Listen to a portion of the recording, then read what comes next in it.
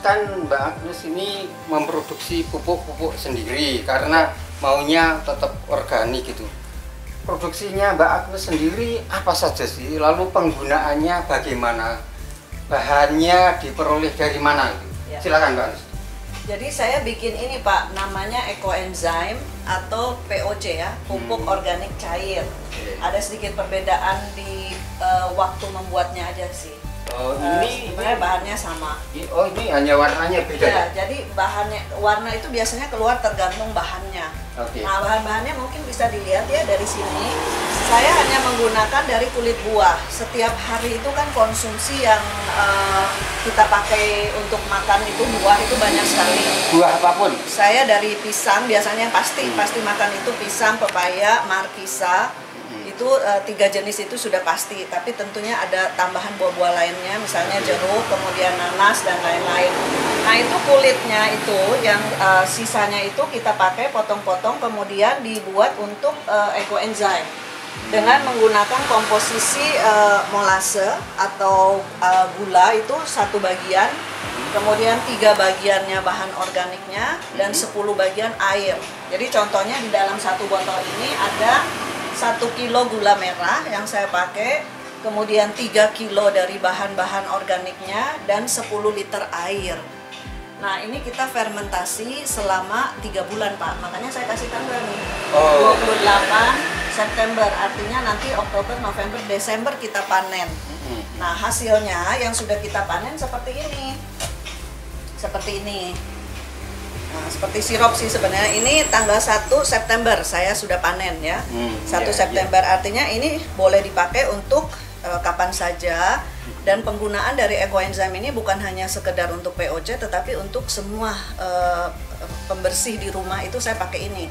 Contohnya untuk ngepel, untuk cuci baju, bisa untuk cuci piring, untuk keramas, untuk sikat gigi. Karena saya ini pakai organik ini. ya. Karena ini sebenarnya mengandung enzim yang baik, jadi untuk menetralisir dari kimia, mungkin bahan-bahan kimia yang ada. Misalnya contoh ngepel itu kan kita pakai super pel ya, kemudian ditambah 1 bagian ini. Kita mencuci piring pakai sunlight, kita tambah 1 bagian ini. Mencuci baju pakai rinso gitu ya, saya tambah 1 bagian ini. Jadi imbang satu-satu kalau untuk yang itu.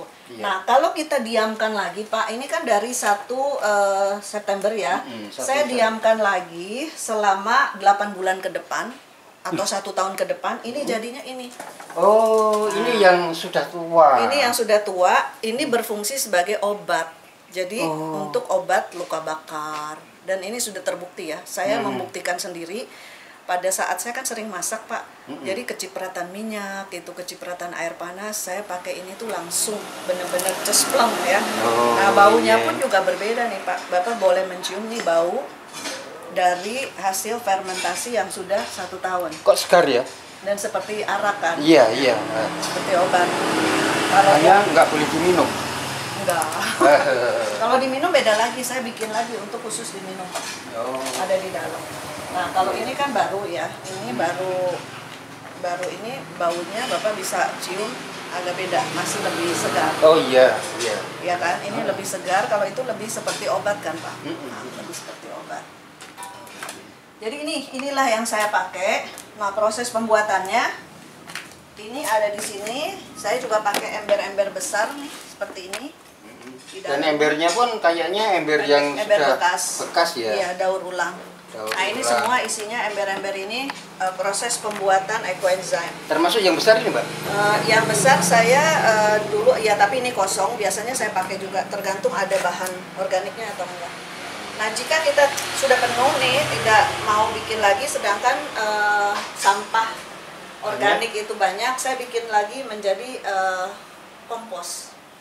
Jadi itu dikomersilkan nggak Mbak? Sudah terpikir ke sana belum? Artinya gini, ini kan nanti kan bisa menjadi bahan pengajaran. Iya, karena iya kan tadi kan sudah guru iya, lalu ini sudah praktek iya gitu.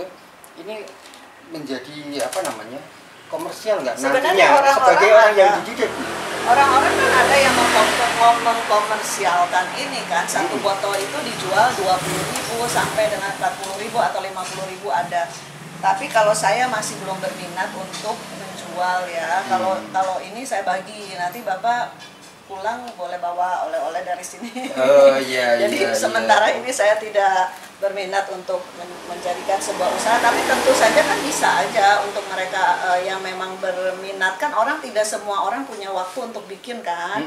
Jadi mungkin ada orang yang ingin cepat, kemudian juga membutuhkan, ya artinya solusinya membeli gitu. Tapi kan bisa menjadi solusi menciptakan lapangan kerja ya untuk bisa. yang lain. Ya bisa dong. Tinggal membimbing kan, Iya Mbak bisa, Agus, kan? bisa.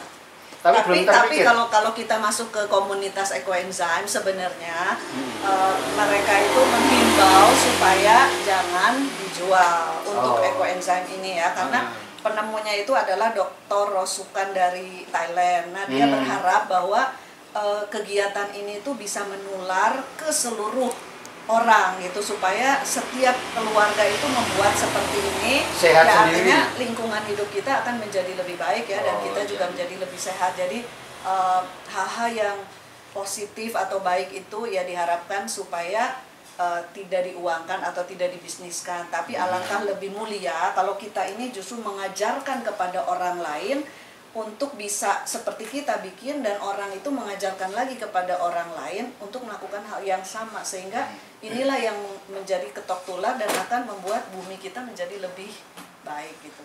Lebih ramah lah ya. Mungkin namanya jangan ekoenzim kalau mau dijual ya, intinya misalnya itu, tapi namanya kan bisa saja pupuk untuk tanaman dan lain-lain. Mungkin ya, saya juga itu kan kembali ke pilihan orang.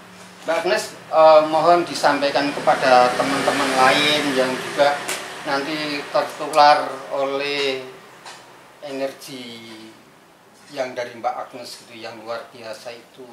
Lalu bagaimana teman-teman akan menjadi pengangguran yang baik gitu. Silahkan Mbak Agnes, melalui UKM Aufi. Melalui UKM Aufi ya, yang sudah pengangguran ini sudah sangat mengenal UKM Aufi ya, karena Pak Damianus ini sangat rajin sekali untuk berkunjung ke teman-teman kita. Saya sih kalau di dunia pengangguran ya, saya berharap bahwa anggur ini juga bisa menjadi salah satu primadona tanaman di Indonesia yang juga mudah tentu untuk ditanam dan ditularkan kepada keluarga-keluarga yang punya halaman kecil atau tidak punya halaman pun kita bisa menanam di tambulan pot. Dan ini akan menjadi ikon ya, mungkin ikon yang nanti buat anak-anak kita juga menanam itu ternyata mengasihkan, karena buah anggur itu sendiri sudah mempunyai pesona. Satu pesona dari bentuknya aja sudah oke banget ya, sudah lucu, apalagi rasanya enak dan anak-anak juga sangat menggemari. Ya ini mungkin bisa kita jadikan sebuah inisiasi juga dari rumah sendiri, kemudian kita mudah-mudahan bisa menggelitik dari pemangku kebijakan kita untuk mau berpikir juga, kalau sekarang kita beli anggur dengan harga yang mahal dan semuanya impor, kenapa kita tidak memajukan para petani kita yang tentu nilainya juga value added-nya cukup besar karena harganya juga tidak murah, dan saya dengar dari mereka-mereka yang sudah berhasil tidak terlalu sulit gitu untuk bisa membuahkan anggur ini. Tidak sulit. Jadi kalau misalnya tidak sulit, harganya bagus, kemudian juga rasanya enak, ya terus kenapa kita harus bergantung kepada negara lain? Jadi tolonglah bapak-bapak, ibu-ibu, para pejabat yang ada di Kementerian Pertanian yang mungkin bisa mendengar video ini untuk juga mulai berpikir dan merancang bagaimana kita bisa berdaulat buah-buahan, bukan cuma anggur tetapi juga buah-buah yang lain.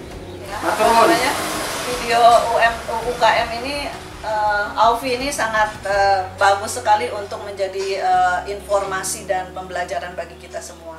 Amin. Jadi buat para pendengar silahkan subscribe dan like dan kemudian share kepada teman-teman yang lain.